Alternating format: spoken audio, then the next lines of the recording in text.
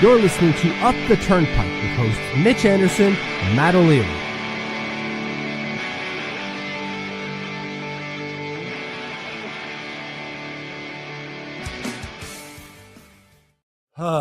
What is going on, Isles fans? Matt O'Leary along Mitch Anderson for another post-game show. Fifth straight loss from the New York Islanders in a game that lost 6-4 to the Carolina Hurricanes, in a game where they found themselves down 2-0 before you could even really settle into your seat and get ready to watch this evening hockey game. Then they scored 3 unanswered, and then they play like absolute garbage from the second half of the game onward. So how are you doing, Mitch? Oh, I don't know. I feel today just feels like a garbage day, like a lazy Sunday, but you just don't feel motivated to even be lazy. And then the Islanders basically do the same thing. You watch it and you're just like, these assholes, God damn it. You think you'd be happy that they at least scored 4 goals. There's some pot, like I just can't. Although, as State says, it is indeed my fault. They did this. I just existed. I just existed. How are you doing, bud? Are you any better? Not really. I was in the car driving back in traffic from Connecticut this morning. I drove past the Bridgeport Islanders arena. I tried to get Alex Jeffries to ride the rest of the way back to Long Island with me. It didn't work out, unfortunately. But the day was already kind of doomed once, driving back in Sunday traffic and then getting ready to watch this garbage game. I hate every single time the Islanders have the Carolina Hurricanes on the schedule. Like, you look and I'm like, this is just not one I'm looking forward to. And instantaneously, that reaction felt justified with how this game started. Yeah, 4 minutes in, they're down. 5 minutes in, they're down 2-0. Like, what the frig, man? So let's get to it. Jankowski scores his 11th of the year. He would get the Carolina Hurricanes on the board here. So let's take a look. There's 10 goals in this game, so forgive us. They kind of blend together a little bit here. So we'll rewatch just wide open. They throw it in front of the, towards the crease and right there to tap it in. Like, Mark Gacom doesn't know what he's doing there. Clearly, and at this point, it blows past Romanov along the boards. Boquist is there. Not really, it loses the battle there, or at least maybe not loses the battle, but it can't get in the way of the pass. And yeah, it goes through. We got a GG Isles fans from a Carolina fan. I appreciate the GG at least. I appreciate that, but hat tip to you guys. Carolina is a significantly better hockey team than the New York Islanders. It's not even close. This one was a tough watch, but Islanders find themselves down 1-0, 4:41 into it. I'm barely done tweeting out on the Up the Turnpike account, Jankowski Isles down 1-0. And then they go down 2-0 as Logan Stankoven puts it right in the back of the net 13 seconds later. Yeah. Pelech, dude, watch 3 here. That's the thing, man. Like, it doesn't do it justice. Pelech is done. It's done. Right? I know Andre has one here, like, season over. They can stop the BS teasing. Pelech is over. They can stop the BS teasing, and what I'm gonna say. Like, it's done. Okay. I can't anymore. It's absolutely done. Yeah, I don't know what the positive spin zone is for Adam Pelech. Even Hockey Life, he's cooked. It really looks like it, man. Not the same player at all. Not even close. And I get it. We're playing on the second leg of a back-to-back on what is effectively a lost season, although we're still friggin' in this thing. I think we're only 3 points back today, but I just can't. We can't be going forward with these type of mistakes. And they've been there for a while. We just paper over them type of thing. Yeah. Third year in a row that Adam Pelech is going to miss 20 plus games in a season also. But it's not even just missing. It's that he's missing. And then when he comes back, it's just not great. Nowhere close to good enough, unfortunately. Yeah. Just not close enough to being where he needs to be. Just running on legacy at this point, I think. A lot of guys on this roster are running on legacy, it feels. It really does. And Sloppy, like, give Parnovich a chance. Like, well, he's just dying out there, man. Not even playing. We'll never see Scott Parnovich ever again in an Islander sweater because he had a bad game against the Rangers a month ago. I guess. And then Adam Pelech, stinker after stinker, man. Just youch. But now we're down 2-0. But we're not dead. Apparently we go like we remember that we can play hockey, and then we score 2 goals on our own. Yeah, here we go. Pierre Engvall. So Islanders win a face-off down in their own end, and then Pierre Engvall is going to go on a little bit of a run here. Just bad goaltending on both sides, but yes. Holy cow. Was it Kochetkov that was in net for Carolina? Not good today. Neither of them were any good. No, Hogberg wasn't much better, but no, just Pierre Engvall should not be scoring those goals. You cannot be giving that goal to Pierre Engvall, anyone really. But we did, which means he's going to be here. He's got 2 goals now. Well, spoiler, I guess if you haven't seen it, he scores again. He's going to stay, isn't he? Contract's justified. Lock him in, baby. Another 5 after this. Yeah, right. I think we got that comment up a little bit earlier here. From UL. Wow, this Engvall guy is pretty good. Done. Lock him up. Big part of the core going forward. Oh my God. And then we get a power play. We score on the power play that we haven't done in what seems like a decade. Kyle Palmieri batting it out of the air. Opening day was last week, and we're seeing goals get scored that look like baseball swings from Kyle Palmieri, but you take them any way you can. They don't ask you how, they ask you how many, which is fine. Great, we're scoring the power play. We're back in this. That's what I wanted. I hope to see even in a loss, that there's some sort of compete, right? That they're playing well enough and it's just kind of not going their way, or the other team just outskills them. I think we have another comment here about that. From John. It's a skill issue, the difference between these 2 teams. Correct. But that's not what we're seeing today. That's just not what we saw. And we're tied 2-2 going into the third or second period, but I don't know. I don't think the Islanders even played that well in that second period, in that first period, even after they tied the score up. Correct. Yeah, they didn't. They were outshot 14-9 in the period, but you felt at least like, okay, they're in this game. I thought it was going to be one of those that just went off the rails. That was the vibe that I was getting, where you give up a goal and then 13 seconds later you give up a second goal. I was thinking this was going to be like a 4-1, 5-1 type of game, just a stinker. At least that wasn't going to be the case with how they finished the period. At least. And then there you're like, okay, well, again, you've played yesterday, so you got to manage out the rest of the game. And that is not what happens. No. To be fair, nor does Carolina manage out the rest of the game. No. So Pierre Engvall would make it 3 unanswered, his second of the game here, which we'll get in a second. Just a little coast-to-coast action, showing off the speed here, and just throws another one on net that maybe probably shouldn't have gone in either. But really bad goal for Kochetkov to give up there. My gosh. And again, Hogberg no better. He's going to have another stinker later. It's not even funny. But good on Pierre, right? 8 goals on the year now. Pucks on net. Yes. Pucks on net. Skate it up the ice and do something with it. So here's where I start to get a little frustrated, Mitch. So the Islanders have a 3-2 lead. Maxim Siplikov takes a incredibly dumb penalty, like 200 feet away from his own net, like just unnecessary. No reason to take that penalty. And of course, because Carolina is a good team and they have a lot of talent and they score on their power play, Sebastian Aho does just that and ties the game up at 3 on the power play. His 28th of the year. Yeah, just watch this pass come across, and it's, to be fair, the replay doesn't give it justice. It kind of flutters on Hogberg a bit. Like he comes through and he's trying to get something, but he's not high enough, and he tries to get the shoulder on, almost dislocates his shoulder to get it, and even that, it just kind of flutters over top of them. What the hell was JG Pajot thinking, sending the puck around? Just like, I'm going to whip it 1,000 miles an hour, but directly right at a Carolina Hurricane. And from, he's trying to just get it out, right? But like, fudge, man. It at least when I was watching it live, it looked like he had a lot more time than he actually did. And he just panics, throws it. I think if he had turned and threw it up the other way, he would have had more success, because you're giving them time to get up along the boards. Yeah, I just, frankly, I don't know. So tied up at 3. Yeah.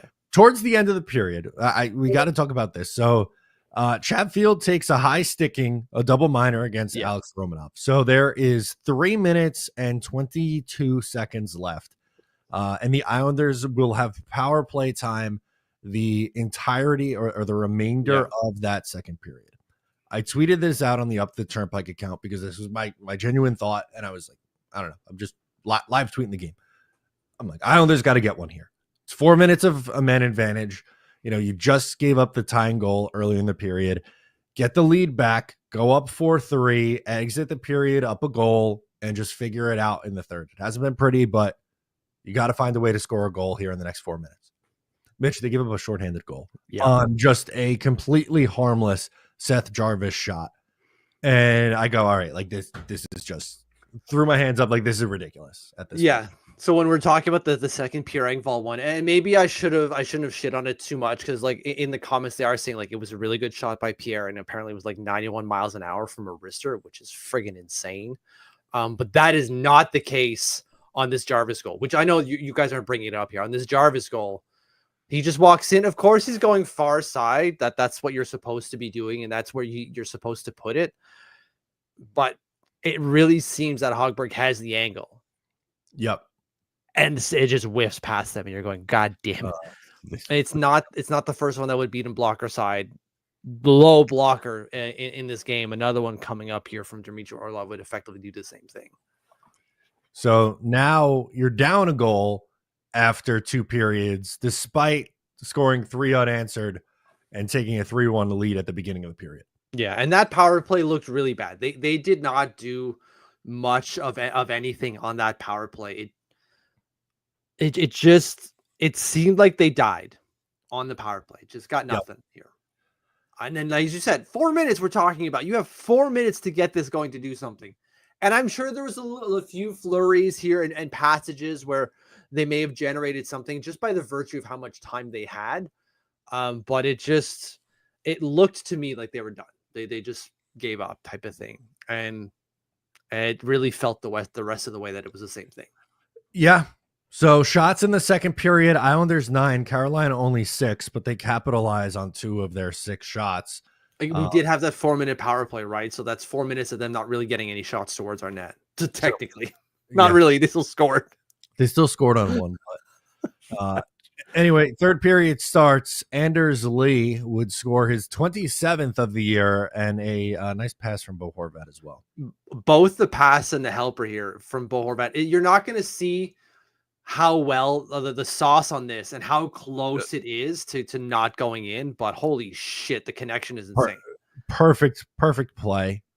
Patrick Waugh bumps up Anders Lee to the top line to play with Horvat and Palmieri. And in this instance, it worked beautifully on that feed. And Anders Lee doing the damn thing this year. We had a lot of doubt, thrown his way. We didn't think he'd have a good season this year after he really struggled a year ago. He's been one of their best players on the season. It's not saying much because they're not a very good team, but no, it's been consistently pretty solid for the Islanders this year. Absolutely. From day one, right? The entire way through, he's been good. If there was just more, as we pointed out, skill early throughout this lineup, maybe someone like Anders Lee is like a middle sixer, even just a second liner, doing what he does would catapult the Islanders a little bit higher. And look, let's not forget, they are only 3 points out of a playoff spot. I'm not saying they should go for it, but if you had more talent, even just a smidge more, like Matthew Barzal here all year, you're probably even closer to a playoff spot, if not in one, thanks to players like Anders Lee.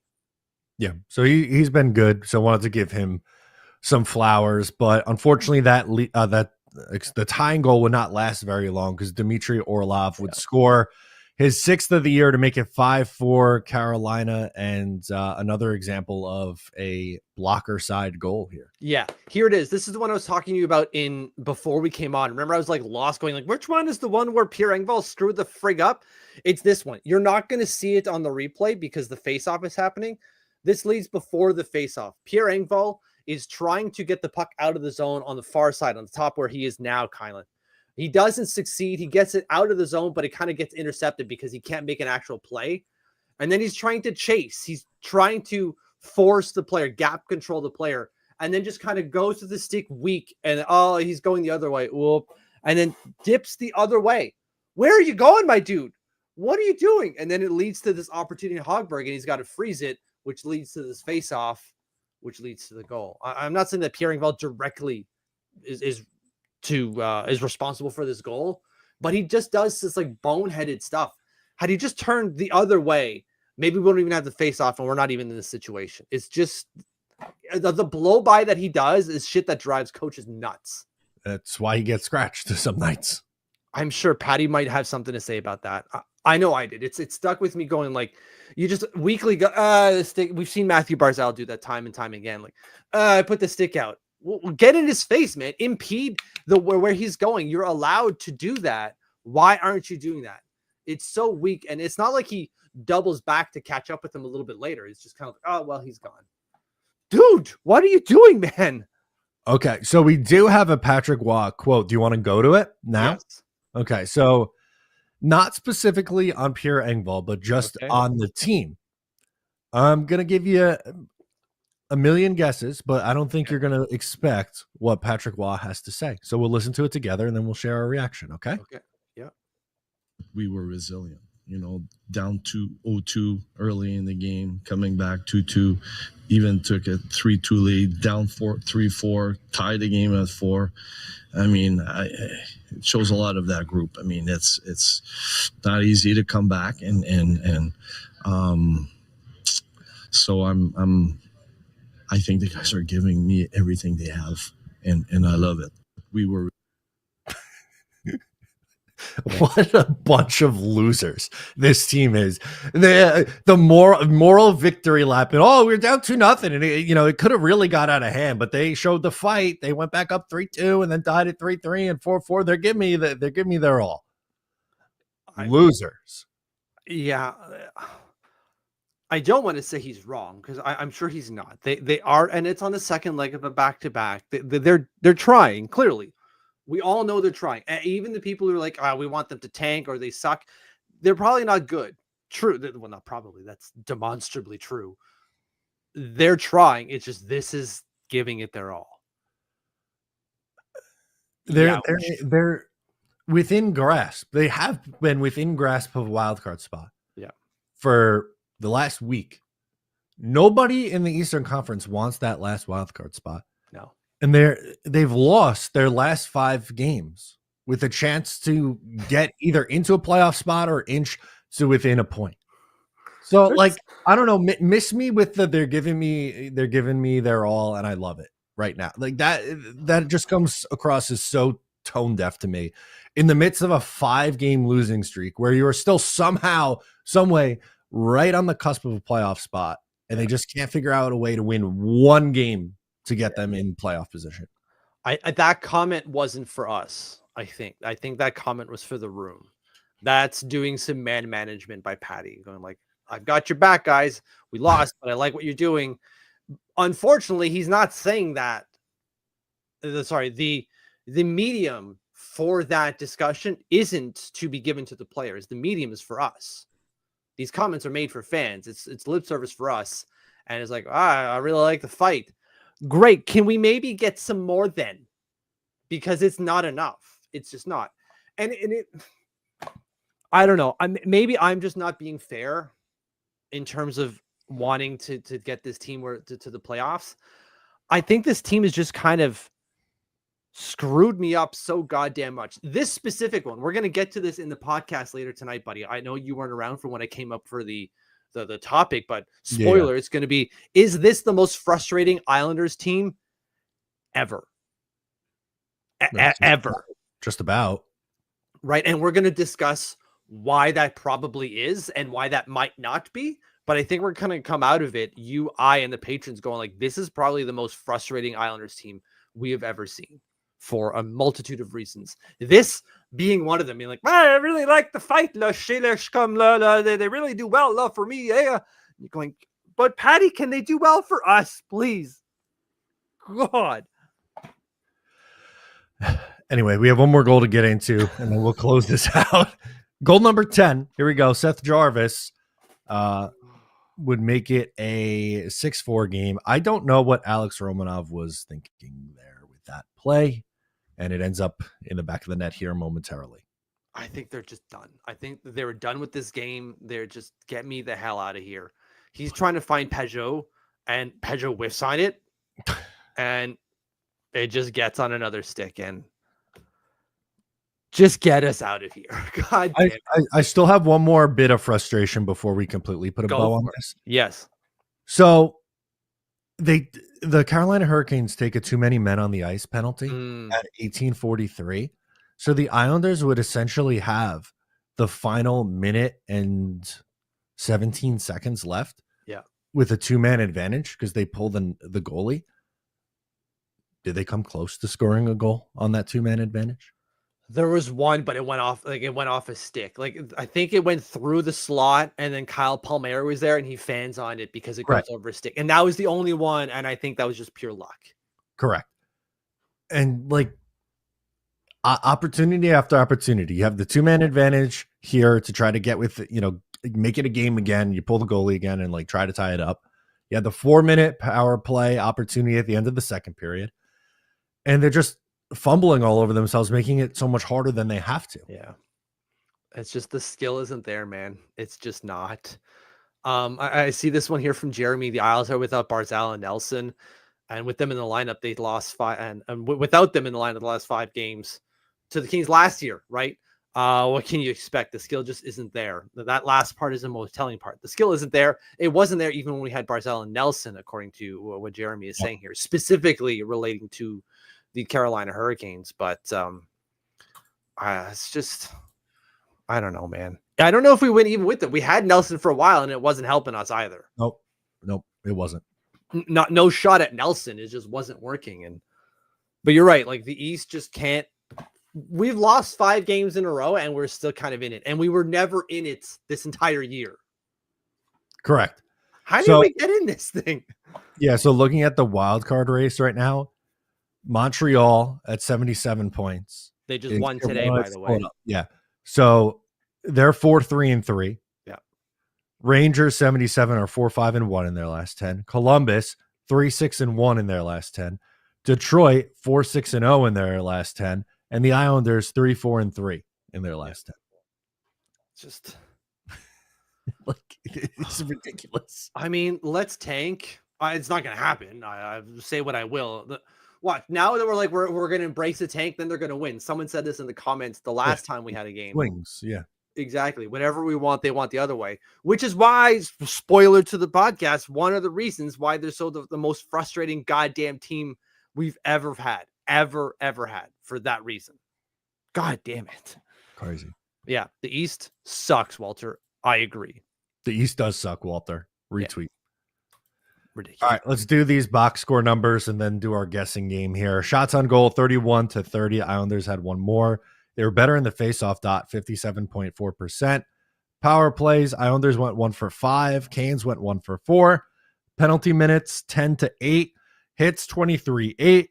Block shots 11-9, giveaways 20-15. That's a lot for Carolina, and takeaways 12-9. Carolina with more. Yeah. So like there's just something like in my chest that just wants to say like I don't give a shit, and it's weird. I don't like feeling this way. I know, and it's because we're stuck. We're not. We could be going for it, but we shouldn't be. But we can be, but we might not be. But we shouldn't be, but we should. And it just feels. God damn it type of thing in my chest. Nope, it's the worst. Yeah. I hate it. Yeah. Like Andre says, we'd be 13-point out if we were in the West. That sounds that is closer to the reality of how this team has played this year than just the 4 points that they're out or whatever it is now. I forget. 70s. They have 74 points, 3 points out. Excuse me. My God. Oh my God. If the East was worse or better, I should say, if it was better, we probably would have been tanking a long time ago. But because it's not, we're still trying to do the thing. They're still kicking around. Oh, okay. Leader in ice time, it has to be Bo Horvat. I would have just had that same guess, but Kyle Palmieri leads the way at 21 minutes and 40 seconds. Of course it's Kyle Palmieri. All right. It's not a shot at Kyle. It's just it's always weird when it's a winger. Yeah, right. Yeah. Usually it's a center to take the face-offs and in different situations, but I have a winger who's not really playing that well. Whatever. Horvat was 21:06. JG Pajot was third at 20 minutes and 32 seconds. Yeah, he was on another one. Not playing well today, JG Pajot. No, Maybe it's the fishbowl. Could be. The double black eyes too might not help. No, he's having a hard time. Least. Mark Gatcombe. 841 for Mark Gatcombe. Yeah. He was fine in the very limited minutes that I saw.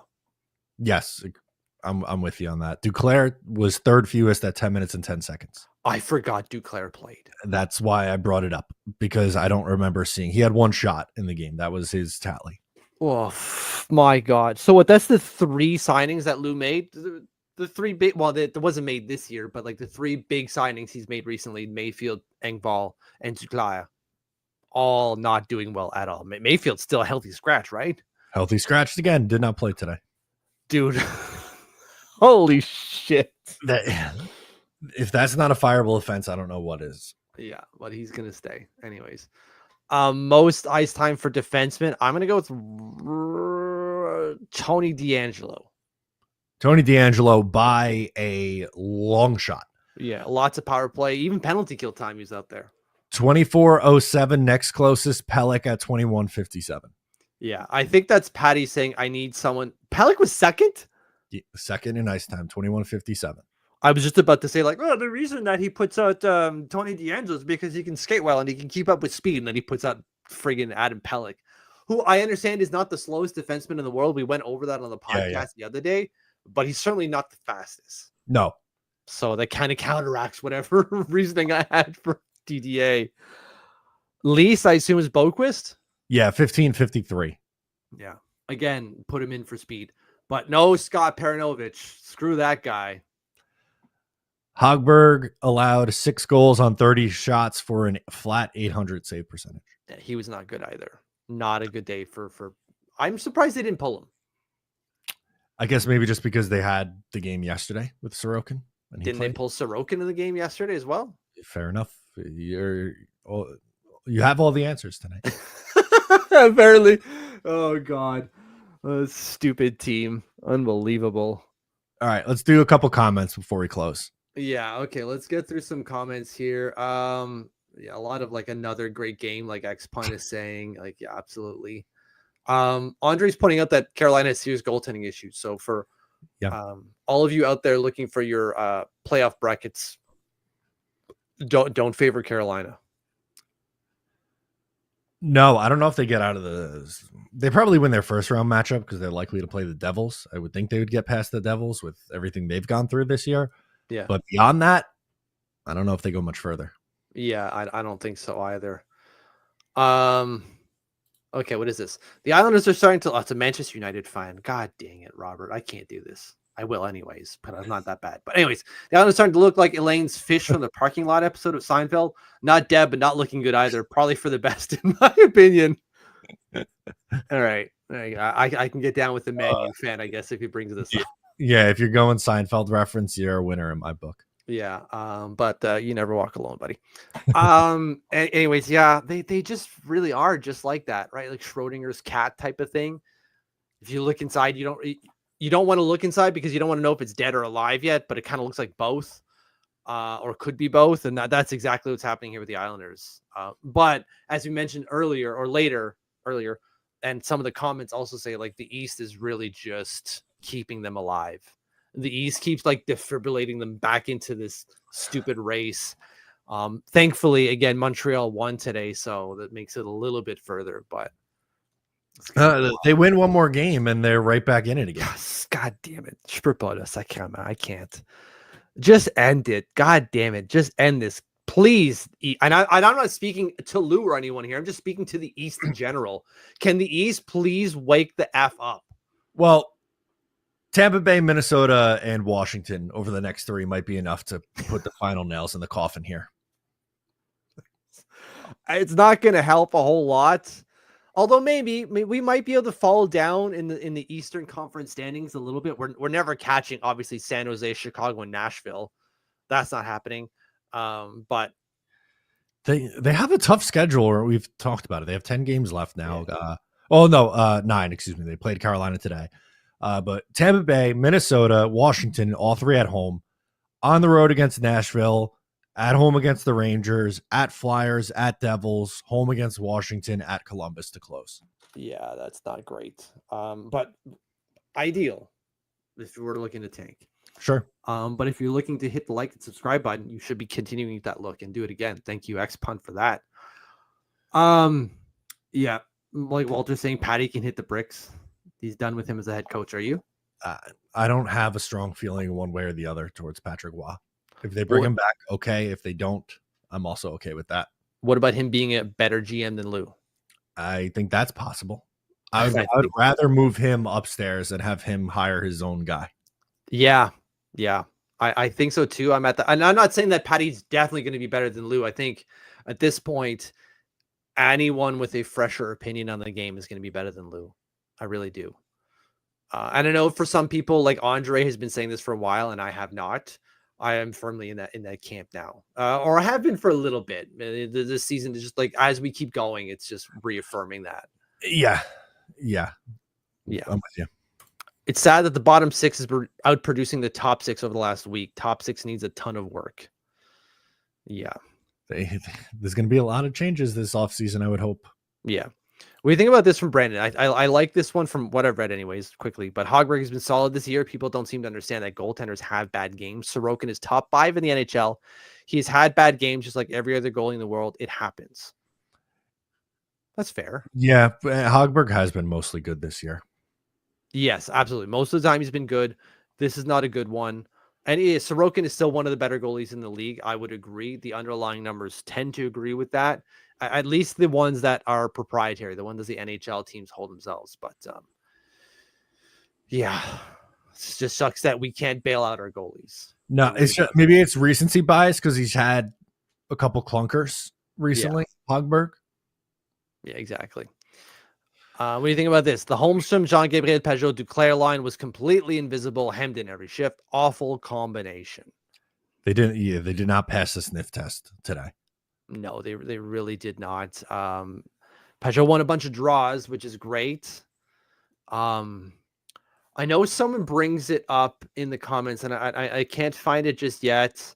And I'm just going to kind of skip by. But I'm going to mention it here, and I'm sorry that I can't bring up who it was because anyways, it's worth it. They said that they should have traded Pajot now, like this year, instead of waiting until next year. Do you agree with that? Yeah, I mean, I would have been good if they traded him.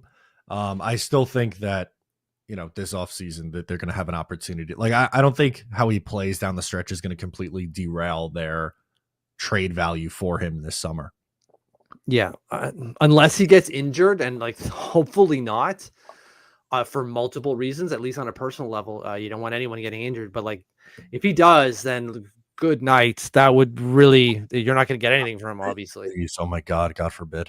But God forbid. I just spoke it into existence. Hockey Life, they've lacked killer instincts since JT left. I don't know about that. I don't agree with that at all. I thought that they gained some killer instinct once JT left. Yeah, they have. If you want to say they haven't had a real identity since Barry Trotz left, I could agree. I can get behind that, but yeah, I don't know. I would say 2018 through 2021 Islanders had that killer instinct. Yeah, exactly. They were able to close out. If they had a lead in the third period, the game was over. Yeah, that's true. Because of effectively what Craig is saying here, this team just isn't good enough. You look at leaders on these of these divisions in the past 2 games, we don't have the players. Hardworking, which is how we were closing out games before. Yeah, absolutely. Most of the time, which is what Patty was referencing in this game. Like the guys were doing something. They were just kind of like doing nothing. But they're just not talented enough. Or the guys that we have shouldn't be put in the positions that they're in. Yeah, that's a good way of putting it. Right. Like, although like Bo Horvat should be a top line center, he's not playing like one. But after him, everyone is playing out of position, really, at least in the offense. Yeah, everyone's playing higher than they should. Yeah, it's just not ideal. Yeah, it's here from James. How is Palmieri not signed, and why didn't we trade him? We spent a lot of time at the deadline talking, like the reaction the day of deadline day when it was they're going to hold on to him. How he disagreed with that, and now there's still no contract. I don't know the answer to that. I really don't. Do you think like Andre is saying like he's not sure if he's extending? Maybe, but then that's just another reason to get on Lou. That would be not, I'm going to say catastrophic, but not for the like they needed to re-sign Palmieri. It'd be catastrophic as in like this is, if that happens, holy hell, would that be again catastrophic in terms of just like the asset management and the direction of this team. You would have gotten a second round pick Minimum, at least, like the floor. I'm just going floor at that point, right? Like, at least second round pick, maybe more. Yeah, 100%. Totally agree with you there. I'm hoping he does resign. Not because I'm desperate to keep Kyle Palmieri. I think he'd be a good third line, maybe second line winger on an okay team or a good team even, but we're not that. But keeping him at least shows like, well, this is why we didn't trade him, because we were keeping him. Because otherwise, oh my God, would I have a conniption fit? I don't have a whole lot of hair to begin with, which is why it's like this way. I would have none left. I'd very much pull a Homer Simpson and just rip it out. Just pulling out all the hair after that. Just ridiculous. Makes no sense. No, it makes no sense at all. And then Gary for truth measure, JT's Leafs have no killer instinct. That's true. This is also true. Every single year in April and May, we see that. Yeah, they have to play the N64 banger Killer Instincts to see what it's like. Good reference. Good game, man. Good game. Jade winning all the time. Anyways, that's it. Let's get out of here, buddy. All right, that's going to do it for us on this one. We'll be back in action for a post game after the game against Tampa Bay. Make sure to subscribe to the show here on YouTube. Subscribe to the Patreon if you want the bonus podcast episodes. We're going to get on the mics and record right after we finish this, so you have a new episode coming out later tonight. That'll do it for us. I'm Matt. He's Mitch, and we will catch you next time.